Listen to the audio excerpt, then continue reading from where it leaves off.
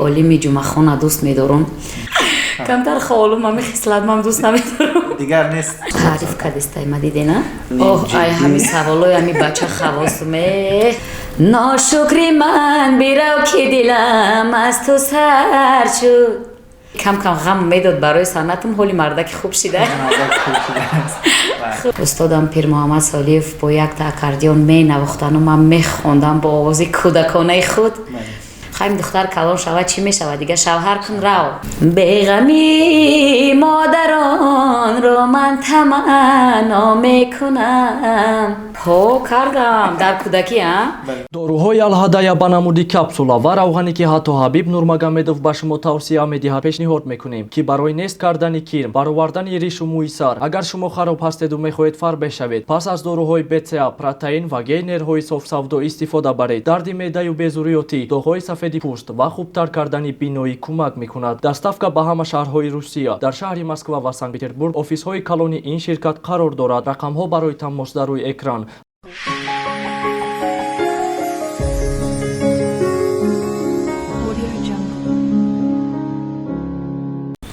درود بیننده عزیز، هوادار و مخلص هنر اصیل.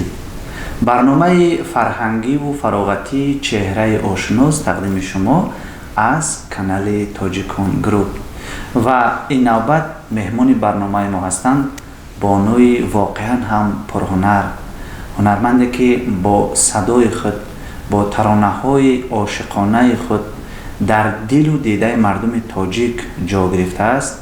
بانوی خیلی زیبا و پرهنر ما که صدای شیرین دارد چمنگل شمس‌الله زاده. سلامت باشین. خوش آمدید به برنامه. سلامت باشید. سپاس. آمدن بهار نازنین رو به شما رحمت به شما نیز مبارک باشد. و عید مادر نیز مبارک باشد. سلامت باشید. سلامت باشید. و بینندگان عزیز با درخواست زیاد خود شما که پیوسته در پای نوشت‌ها می‌نویسید و در افیرهای ما زیاد درخواست می‌کردید که چمنگل شمس‌الله زاده مهمانی برنامه ما باشد، ما درخواست شما را قبول کردیم و این لحظه ها مهمانی برنامه ما هستند و به صحبت را آغاز میکنیم اطراف هنر، اطراف صنعت. چی شما را وادار نمود که دیگر کسب و جادرانه محض جاده صنعت را پیشه خود قرار داده؟ سلامت باشین. راستی چیزی ما رو واگذارم نکرد. این یک کسبی دوست داشته من از خردی بود. وقتی که در صنف یکم میخواندم حتی در اعضای کرژوکی دسته مکتب هنری اشتراک میکردم میخواندم. در کدام ناحیه بود؟ در ناحیه وحدت دهه ارغوان که اول به نام چغته بالا بود. حاضر ارغوان اشتراک میکردم در دسته هنری. استادم پیر محمد صالیف با یک تا اکاردیون می نواختن و من می خواندم با آواز کودکانه خود از صنف یکم تا ختم کردن مکتب میانه در مکتب می خواندم. بعد ختم مکتب میانه زید بودن حتی که من در همین کسب و کار پیروی کنم قدم زنم. لیکن با نمیدونم خدا هر بنده را توفیق میدهد. میگه توفیق داد نمیدونم. پدر و مادر زید بودن؟ بله زید بودن. اول زید بودن که ما هنرمند شوم. خواهیم دختر کلان شود چی میشود دیگه شوهر کن رو تمام دیگه نمیخونی کار نمیکنی ممکن نیست نمیدونم برای چی. در اویله نفر صنعتکار نبودن؟ نه در اویله صنعتکار لیکن پدرم دوست میداره زیاد. وقتی که خرد بودم در یادم هست که پدرم یک رباب داشتن کم کم می نواختن و ما رو ملچه‌های خیلی به پیشانی بسته رقص کرده در پیش پدر بشتیم. بله. در یادم هست. در همین جاده کی شما رو راهنمایی کرد؟ کی شما رو به صحنه‌های کلام برآمدن کمک کرد؟ راستی اول و آخر خداوند خودش همش خودم قدم زدم. هیچ کس کمک نکرده است. به دستگیری پروست خودم کوشش کردم. بدون سرپرست؟ بدون سرپرست البته. و یاد دارید بار اول با کدام ترانه روی صحنه آمدید؟ بله خیلی یاد ندارم. وقتی که در کنسرواتوار ملی داخل شدم یکمی سرودی که با زحمت و با مهنت خود کوشش میکنی یکم سرود این سرودی مادر بود. ما با همون سرودی مادر روی صحنه برآمدم. یکم بار در کاخ جامی وقتی در پیش سامانیان بود با همون سرودی مادر روی صحنه آمدم. و چون عید مادران است و به خاطر تهنیت مادران عزیز خواهش میکنیم از شما البته. 4 مصرع از زمان یگان ترانه مادرتون زمزمه. البته سرودای مادر زیاد هستند. عین حال در آمادگی چند تا سرودی مادر هستم، در عین حال در سرودا در کار کرده هستم، لیکن سرود اولین من میخوانم برای مادرها. همتون در عید مبارک شود. زنای تاجیک، مادرها، خود در تاجیکستان هستید، خود در بیرون از تاجیکستان هستید، همه شما را دوست می‌دارم. منم به مثل شما مادر هستم، به احترام شما میخوانم. بیغمی مادران را من تمنا میکنم، چون که با مادر همیشه قدر پیدا میکنم. مادرم این گوهری نایابی در بامی جهان، مادرم این گوهری نایابی در بامی جهان. تا که هستم مهر پاکش را بدیل جا کنم، تا که هستم مهر پاکش را بدیل جا کنم. این بود سرود اولین من.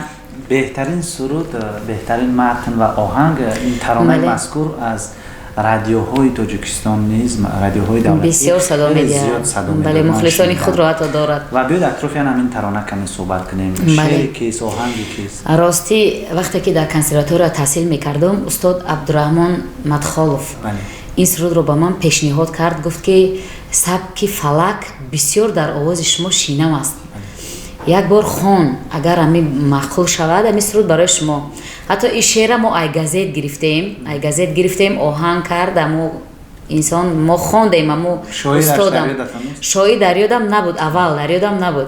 ما حتی نمیدونستیم که شعری کیه، ای پیش خود مولایستیم که شعری استاد خیراندیش.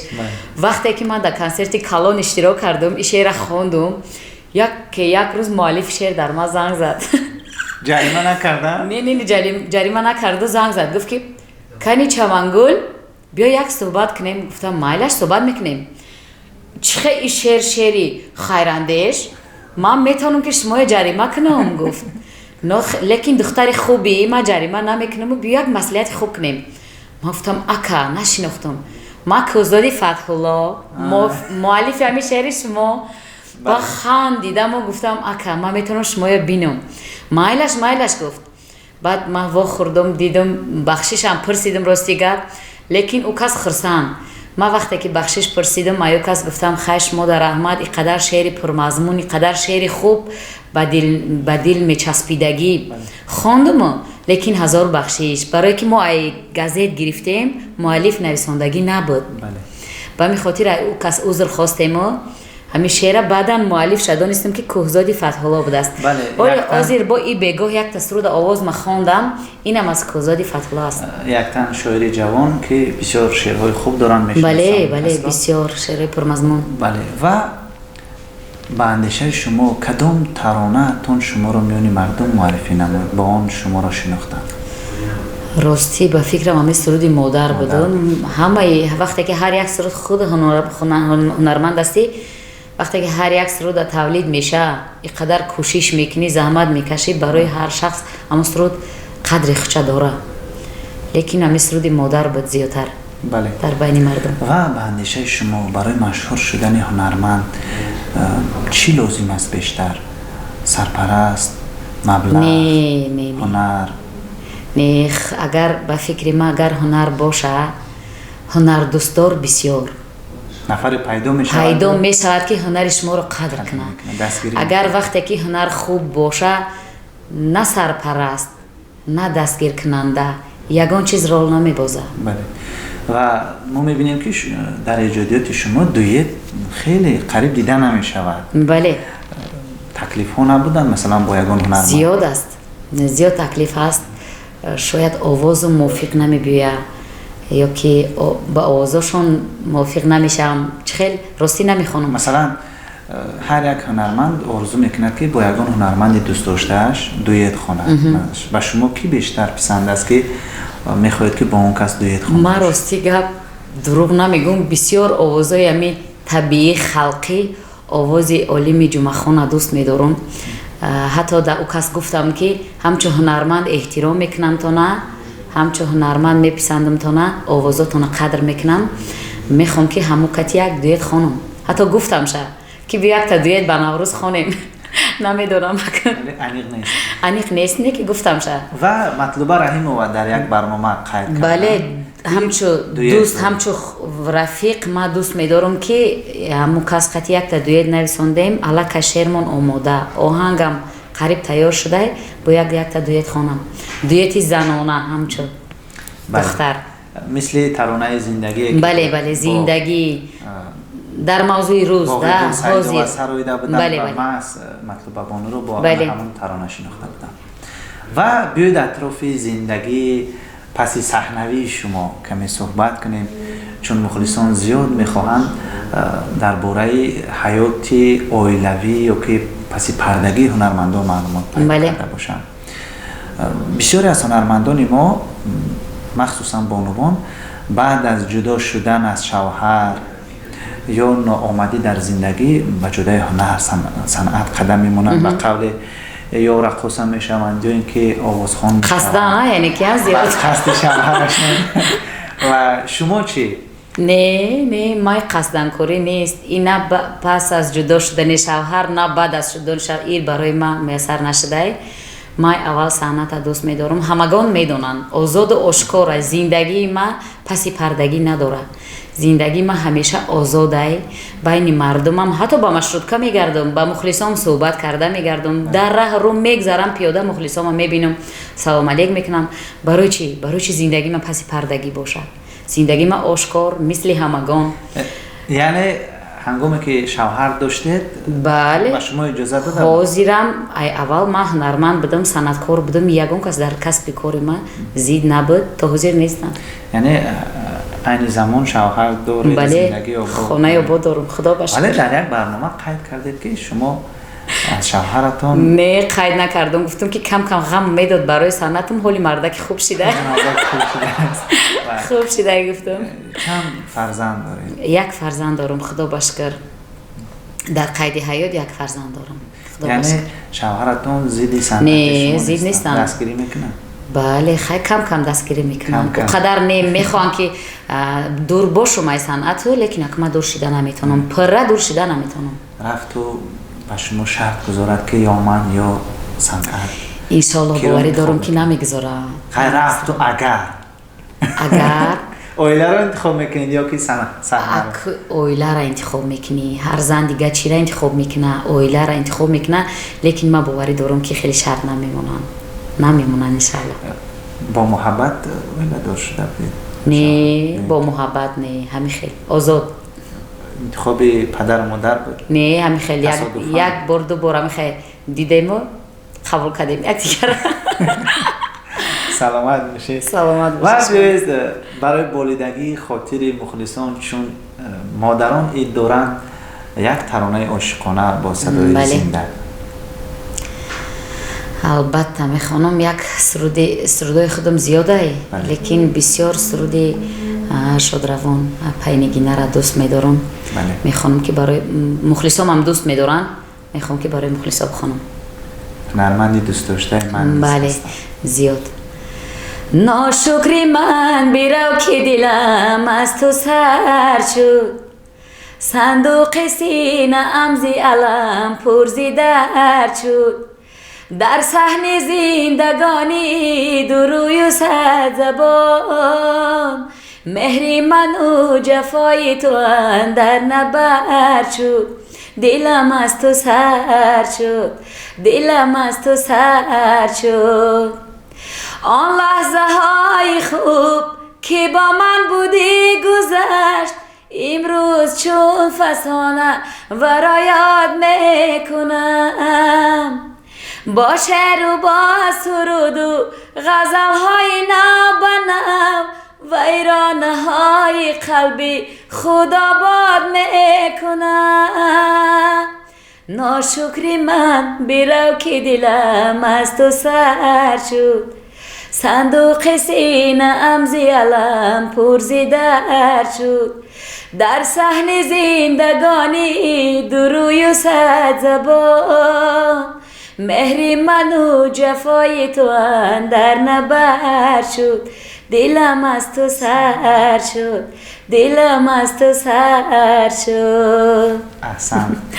سلام و بینندگان عزیز کم هستند بانوان هنرمند ما مخصوصا آوازخوان های جوان که توی محفل ها رو با آواز زنده گذرانند و خوشبختانه چمنگل شمس الله زاده از قبیل هنرمندانی هست که در تمام توی محفل ها با آواز زنده سرود میخوانند. بله. و این از هنر والا داشتن یک تن هنرمند شهادت میدهد و صدای شما با صدای مسلمه قادر و بسیار مخلصان میگن که خیلی مانند هست. هنگامی که ثبت های اودیوی شما رو بعضا مخلصان گوش میکنن همه وقت شما رو با صدای مسلمه بانو و صدای مسلمه بانو رو با صدای شما آمیختن میگن که این مسلمه است یا این چمنگل است و شما با او چی رابطه دارید؟ شاید رابطه خش تباری دارید، نمیدونم شاید دوگانه هستید. رابطه خش تباری نداریم، قریب که همسایه قشلاق هستیم، حتی هم کورس بودیم، در یک کورس میخوندیم 23 نفر بچه بودن، ما همین 2 دختر بودیم. لیکن نمیدونم آوازی مانندی مانند نمیدونم نه دیگه رو میگن. شما خودتون احساس نکردید که مانند؟ احساس نکردم. چون بسیاری میگن. بسیار ترانه‌های خلقی میخونند و شما نیز هنرمندانی هستید که ژانر خلقی بله. ترانه‌های خلقی میسرید. بسیار مخلصان صدای شما رو مانند میگن. بله. از زیاد آدما فهمیدم که ماننده آوازاتون ماننده میگن. و بیایید قسمت دوم برنامه ما است از 10 سوال عبارت هست. سوال‌های نیم شوخی و نیم جدی. ای همین سوالای همین بچه خواست نمیدونم چی سوال میتیه. بینندگان عزیز یادآور میشویم شما برنامه چهره آشنا رو از کانال تاجیکون گروپ تماشا کرده هستید. ای مخلصو ده بسیار سوال میتیه. بله. و قسمت دوم برنامه ما عبارت از 10 سوال است و شما کوشش کنید که پاسخ‌های درست. همین قای سوالای همین بچه میترسن. نه ترسید ما کوشش میکنیم. بسیار هنرمندی خوبه اینه که هم کنجکاوه که الهی. با هر حال ما کوشش کردیم که با شما یک صحبت ما نظر به صحبت‌های قبلی. ما گفته بودم با کیچ کومیک نه. بله. ایدو نبرومده باشم سوالو را نزنه چی؟ آنمو ایدو نبرومده باشم سوالو را بته. و شروع میکنیم. سوال اول در جوانی یا کودکی باره دزدی کرده؟ ها کردم در کودکی ها بسیار دزدی کردم. بگم چی؟ یک کمی دیدم که درختای مکتب پر ریوه شده میوه پختگی معلمون هم میمونم بچینم وقتی وایده زنگ در گریخته میرفتم میدزدیدم. میوه میدزدیم دروغ نمیگم. همین قد دزدی کردیم. و شما لقب دارید؟ هر یک انسان لقب ندارم. نه لقب ندارم. اما جای شنیدم که شما رو چمن نیز میگن. چمن میگن آزاد چمن. آرزوی سایف. بسیاری ها مرا چمنگل گفته ایدهانی بسیاری ها چمن جان چمن نارا همین خیلی بسیار میگن. 3 خصلت بعد خود رو با مخلصان گفتم میتونید که با خود شما پسند نیست خودم ده اما نمیتونید که اونا رو ترک کنید. خصلت بعدم کم کم بیخود بد قواق میشم. بیخود حتی نمیدونم که ای چی میرنجم، حتی نمیدونم که ای کی خفه شدم، بیهوده بد قواق میشم. قواقی امی خصلت من دوست نمیدارم. میخوام که همه خیلی که هستم دایم همه خیلی باشم. باز یکان خصلت دیگر که خصلت بدم کمتر خوالم. خواب رو نرزه بسیار کمتر خوالم. همه خصلت من دوست نمیدارم. دیگر نیست. نه دیگر نیست. باشه. یگان بار با یگان نفر جنجالی سخت کرده اید از هنرمندان در یگان کنسه در یگان توی نه نکرده؟ هنرمندان را اگر گرچنده که یگان با اخی نشیده خیلی حالت هر معرکه میرم یا هر کنسرت میرم رابطه خوب دارم با من. همش معامله خوب داره. با کی جنگ کنم؟ خودت نمیکنی با من جنگ میکنی؟ نه نمیشه نمیکنم. و از یگان نفر قرضدار هستی؟ نه شکرانه خدای تعالی هیچ کس قرض بسیار نیستم. هنرمندان موزیک کلیپاشون با قرض نه گرفتن. خدا با شکر اگر ندارم نمیکنم. گپ راستیش اگر ندارم نمیکنم، کلیپ نمیکنم و قرض نمیمونم. چی شما رو بیشتر در غضب میاره؟ در غضب میبیاره راست شگومه همونی که ای پسم گپ میزنن، غیبت میکنن. ای پسم وقتی که حوزی ششتم یک صحبت کرده استیم مثال شما کتی لیکن ای ایجا میبرم بعد ما دیگه گپ میزنن کو نه که ما بعدش ما گپ نمیزنیم. فرض کردیم نه اینکه شما فرض کردیم برای که صحبت ما آزاده. انا وقتی که در یک جمعیت میشینم بسیار خوب گپ میزنن همی خیلی نقص، لیکن وقتی ما میبرم انا ای پشتی ما دیگه گپای با آدمی که در همون جا ششتگی اومده در ما میگه هست کوی خیلی جمعیت.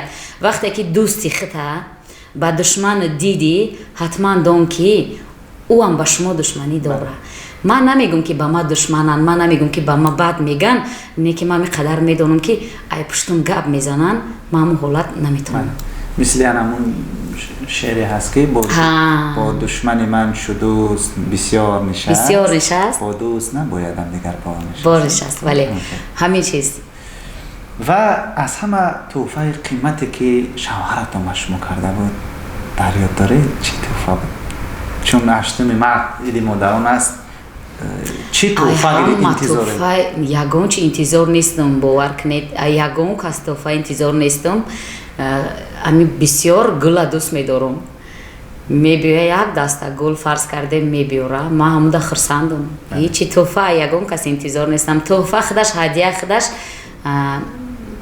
چی میگن انتظار نیستی میبیوه کو؟ یکی ناگهانی یعنی که ناگهانی. از دوستان از دوگانه ها خیانت دیده؟ خیانت ای دوست؟ از دوست راستی با کار و با طمع ندیدم، گاهی با سخن دیدم. تمام بخشیده؟ البته وقتی خداوند بخشنده ما بخشیده نمیتونیم، ما نیز بنده او. با شما چقدر مبلغ پیشنهاد کنن که دیگر سرود نمیخونه ترک صحنه میکنه؟ 2 دیپلمات 3 دیپلمات این سوالا بی اگر 10 دیپلماتی هم پروستا ترک نمیکنه وای دیپلمات ها تمام میشه، لیکن این کس در دل میمره من نمیتونم. و چگونه مرد رو بد میبینید؟ چگونه مردی زنک فعل بد میبینم، بسیار بد میبینم. مردی زنک فعل درویه میشنه راه میزنه چق چق میکنه. این مردک سیریوز نی خیزه بی مردک مرد وقتی مرد میگی دهانو پر میشه. مرد باید مرد باشه. مرد جای خچه داره، غیبت، دروغ، ای پشتی کس گپ زدن، این همه فعل کیه؟ زن ای بیکاری میشینن که در پشتی دروازه با چق چق میکنن، یکی میگذاری او خیلی میکنن که گوشکی او یا بی کار کرد. یعنی که مرد اصلی مرد بدن میخوام. این خیلی میدونی نمیتونم گفته که بگم که چه مرد باشه. مرد باید مرد باشه. بله. و بینندگان عزیز مهمان برنامه ما بودن هنرمند خوش صحبت خوش صدا و خیلی زیبا چمنگل شمس‌الله زاده و تمنیات شما رو به مخلصان و بینندگان برنامه چهره آشنا. تمنیات ما همیه که بگذار هر شخصی که هست، هر یک انسان اول در خانه‌تون برکت باشه. اگر برکت باشه در زندگی هر یک شخص همه چی شونده. اول سلامتیتون باشه، پر مهمتره همه چی سلامتی باشه، باقی همه چی شونده پایدار میشه. بعدن ایده که در پیش اومده است، ایدی بهار، ایدی مادرها، ایدی زیبایی شکفتنها. بگذار در همین فصل بهار نه اینکه مادرها، شما برادرها، پدرها همتون مثل گلهای بهار زیبا باشید. امی خیلی چهرهتون خنده، زیبا، طبیعتاً خوشرو شوه، آسوده شوه. من همین قدر چی میخوام براتون. و سلامت باشید. سلامت باشید شما نیست. کارهای منبعده شما برای رو موفقیت. سلامت باشید با شما نیست. کارهای به برار میخواهم. و برنامه چی خیلی اگه سوالی ناجا ندادیم؟ نه با فکری ما که ای ترس سوالی به جا ندادی. درمیش ما مثل اپر گل بیبی باز یک چپاتی با میزنه. فکرم که ای ترس همون سوالای به جا تا ندادی که گفتی امی اپا بسیار گفت که اگر امی سوالی به جا دادی میشپم. و سلامت باشین. شما هم هستین که برنامه های شوخ، برنامه های آزاد، یعنی که روشن فکر هستن. سلامت باشید. شما هم بسیار کار و کسب خوب پیش گرفتید. بگذار شما هم به برکت باشه، به فیض باشه، لیکن برنامه تو رنگی تر شود. بله. تشکر زیاد میگیم و شما برای شرکت در برنامه. به شما نی سلامت باشید. بینندگان عزیز، برنامه چهره آشنا بود تقدیم شما از کانال تاجیکان گروپ. خیر تا برنامه های دیگر، سلامت و موفق باشید. بله.